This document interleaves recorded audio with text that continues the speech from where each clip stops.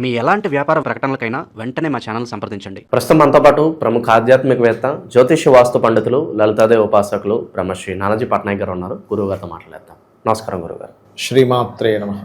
గురుగారు, జనవరి మాసం విశేషంగా మిథున రాశి వారి పరిస్థితి ఏ విధంగా ఉంటుంది? ఎటువంటి జాగ్రత్తలు తీసుకోవాలి వీళ్ళ ఓవరాల్? తప్పకుండా అండి. మిథున రాశి వారు అంటేనే మంచి తెలివితేటలు, మంచి ప్లానింగ్ ఉండేటువంటి లక్షణం. వీళ్ళు ఎక్కువగా మదర్ను వదిలి కూడా ఉండలేరు. ఎక్కడో చంద్రుడు పాడేది చెప్పలేం. కానీ అలాంటి వీరికి ఇప్పుడు గురువు రాశిలో సంచారం జరుగుతూ సప్తమంలో అధిక గ్రహాలు ఒక 13, 14, 17వ తేదీ వరకు, దాని తర్వాత ఒక్కొక్కటిగా మీకు అష్టమంలోకి మారిపోతూ, మరియు దశమ శని, భాగ్య రాహువు, అదేవిధంగా 3వ స్థానంలో కేతు సంచారం జరుగుతుంది. అయితే ఈ యొక్క గ్రహస్థితిని అనుసరించి వీరికి అసలు ఏ విధంగా బాగుంటుంది, ఎటువంటి పరిహార మార్గం చేసుకోవాలి అనేటువంటి విషయాలు చెప్తుంది నేనైనప్పటికీ కూడా చెప్పేస్తుంది సాక్షాత్ లలిత అమ్మవారిగా భావిస్తూ, ప్రధానంగా ఇక్కడ ఈ రాశి వారికి ఎప్పుడైతే సప్తమంలోని దశమంలో ఉండే గ్రహాల ప్రభావం చేత గురువు రాశిలోకి వస్తున్నాడో, ఇది కొంచెం వివాహము, ఉద్యోగము ఈ విషయాల్లో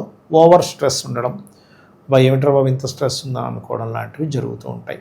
అయితే ఇక్కడ 2వ స్థానం ఏదైతే ఉందో, అంటే ధనస్థానం ఏదైతే ఉందో, కొంచెం ధన సంబంధించిన విషయంలో కొన్ని ఎమోషన్స్ గురవడం, అలాగే 3లో కేతు ఉన్నందుకు కొంతమందితో కొన్ని పరిచయాలు కొంత ఆధ్యాత్మికం వైపు తీసుకెళ్లడము, మరియు కొంతమంది మనకి వీళ్ళు అక్కర్లేదులే అనుకుని కొంతమందిని కట్ చేయడం కూడా జరుగుతూ ఉంటుంది చెప్పాలంటే. అదేవిధంగా వీరికి ఏదైనా కొత్త కోర్సెస్ చేయడము, జీవిత భాగస్వామి పేరు మీద ఏదైనా ప్రాపర్టీ తీసుకోవడము, అదేవిధంగా లగ్న చతుర్థాధిపతి అయినటువంటి బుధుడు సప్తమ స్థానంలో గ్రహాలతో కలిసి ఉన్నందుకు చక్కగా వీరికి ఏంటంటే జీవిత భాగస్వామి పేరు మీద ప్రాపర్టీయే కాకుండా వాళ్ళకి ఏదైనా ఉద్యోగ అవకాశాలు రావడం అనేటువంటిది చూపిస్తుంది. అయితే ఈ సప్తమంలో అధిక గ్రహాలు ఉన్నప్పుడు ఎప్పుడైనా సరే ఇక్కడ ఇది సామాజిక విషయాలు, పార్ట్నర్స్తో చేసేటువంటి కొన్ని కొత్త అవకాశాలు, పార్ట్నర్స్తో కొన్ని చిరాకులు అనుకోండి, మళ్ళీ వాళ్ళతో సహకారం కానివ్వండి అవి రావడము, మరియు వివాహం కోసం చేసే ప్రయత్నాలు ఫలించడము, ఏదైనా స్టేజ్ మీద ఎక్కి మాట్లాడేటప్పుడు అక్కడ కొంత పేరు ప్రఖ్యాతలు రావడం అనేటువంటిది చాలా స్పష్టంగా గోచరిస్తుంది. అయితే ఈ గ్రహాలు, ఈ 4 గ్రహాలు కూడా మీకు క్లియర్గా 13వ తేదీ నుంచి 17వ తేదీ లోపల, అంటే 13కి శుక్రుడు, 14కి రవి, 16వ తేదీకి కుజుడు, 17వ తేదీకి బుధుడు మారుతున్నాడు. ఈ అష్టమంలో వెళ్తున్నప్పుడు ఏంటంటే వీళ్ళకి ఏదైనా రీసెర్చ్, అదేవిధంగా మనకి చూడండి ఇన్సూరెన్సెస్ కడుతూ ఉంటారు, ఇన్సూరెన్సెస్ మూలంగా కలిసి రావడము, అదేవిధంగా ఉద్యోగంలో కొంత శ్రమ ఉన్నప్పటికీ మార్పుకి ఎక్కువగా నాంది పలుకుతూ ఉంటుంది 3వ వారం నుంచి కూడా. అంటే సడన్ చేంజెస్, సడన్ కారకుడు కదా, కాబట్టి అటువంటివి ఇవ్వడము. పిహెచ్డీ చేసేటువంటి వారికి మాత్రం ఎప్పటి నుంచో సీట్ రావట్లేదని ప్రయత్నం చేసేటువంటి వారికి మాత్రం సీట్ వస్తుంది.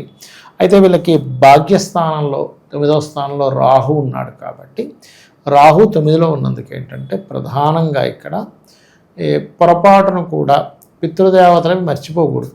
ఎందుకంటే ఇక్కడ 9వ స్థానంలో రాహు ఉన్నాడు. పితృదేవత అనుగ్రహంతోనే వీళ్ళకి లైఫ్ అనేటువంటిది అద్భుతమైనటువంటి స్టేజ్కి వెళ్తుంది, అందులో ఎటువంటి సందేహం లేదు. కాబట్టి పితృదేవతలను ఆరాధించడం, ఉదయం పూజ అయిపోయిన తర్వాత కూడా పితృదేవతలకి తర్పణాలు వదలడం, ఇలా వదులుతారు పితృదేవతలకి.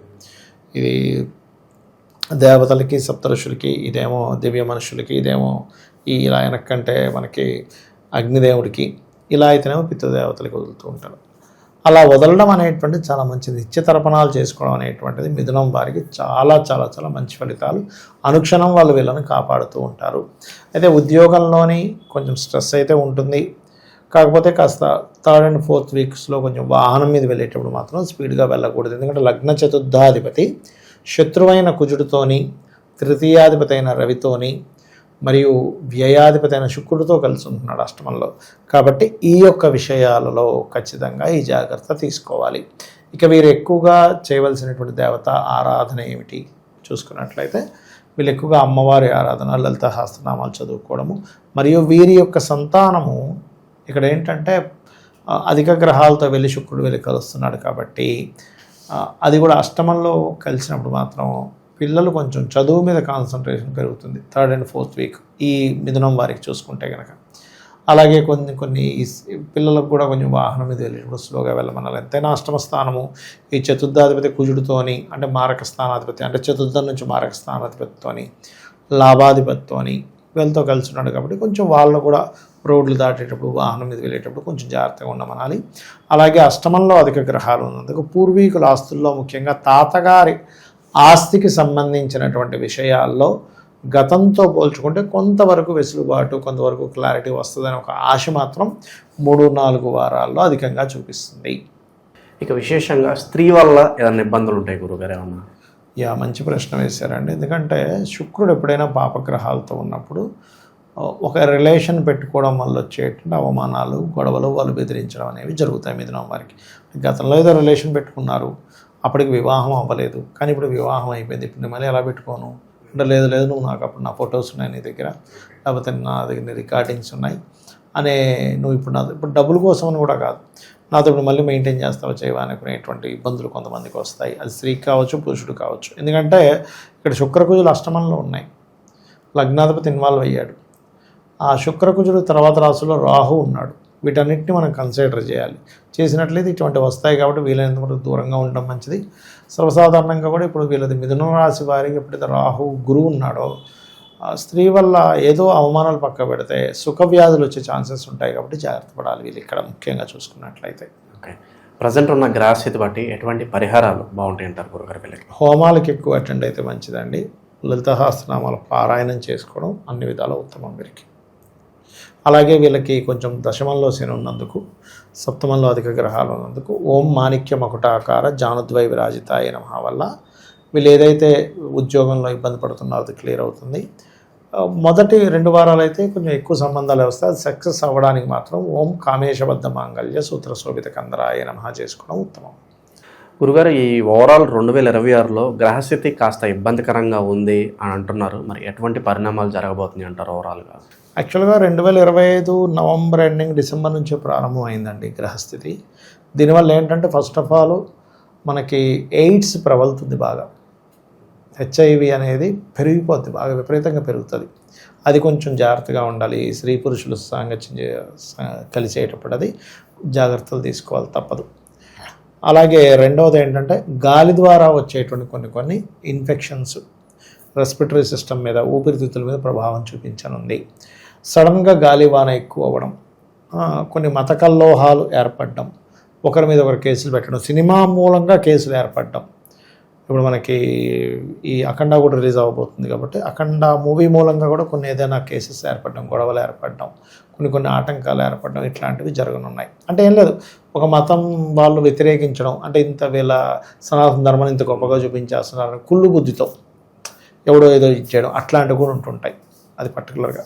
అలాగే మరొక విషయం ఏంటంటే ఇక్కడ కొంచెం గాసిప్స్, అంటే మనం ఏ తప్పు చేయకపోయినా, ఎందుకంటే మిథున రాశిలోకి వస్తున్న గురువు కదా, అక్కడ వక్రించిన గురువు కదా, వక్రించిన కూడా వక్ర సంబంధించిన ఫలితాలు ఇస్తూ ఉంటాడు. అది కాకుండా గురువు రాశుల్లో ఉండే ఈ 2 గ్రహాలు కూడా ఏం చేస్తుంటాయంటే అక్కడ మనం ఏమీ అనకపోయినా అన్నాడనే ఒక మాట రావడం, తద్వారా అనవసరమైన ఘర్షణలు, అనవసరమైన గాసిప్స్, అనవసరమైనవి. అందుకని ఏంటంటే వీలైనంత మట్టుకు రాజకీయ నాయకులు కానివ్వండి, సినిమా ఫీల్డ్కి వాళ్ళు కానివ్వండి, సమాజంలో ఒక పేరు ప్రఖ్యాతులు ఉన్న వారు కానివ్వండి, ఒక మాట మాట్లాడేటప్పుడు 1కి 4 సార్లు చూసి ఆచితూచి అడుగు వేయాలి. అదేవిధంగా సరిహద్దుల్లో ఈ జల ప్రాంతాలకి, సముద్ర ప్రాంతాలకు దగ్గరగా ఉండేటువంటి వారు, కొంచెం మంచుకొండల ప్రాంతాల్లో లాభాలు పొందేటువంటి ప్రదేశంలో ఉండేటువంటి వారు కాస్త జాగ్రత్తగా ఉండాలి.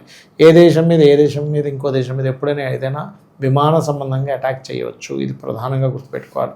అయితే ఇది జూన్ వరకు ఈ వాయు సంబంధంగా వచ్చే ఇబ్బందులు ఉంటాయి. జూన్ తర్వాత నుంచి జల సంబంధమైన ఇబ్బందులు ఇస్తూ ఉంటుంది. అయితే ఇక్కడ మనం ఎప్పుడైనా బయటికి వెళ్ళేటప్పుడు మనకి ఎటువంటి ఇబ్బంది కలగకుండా ఉండాలి.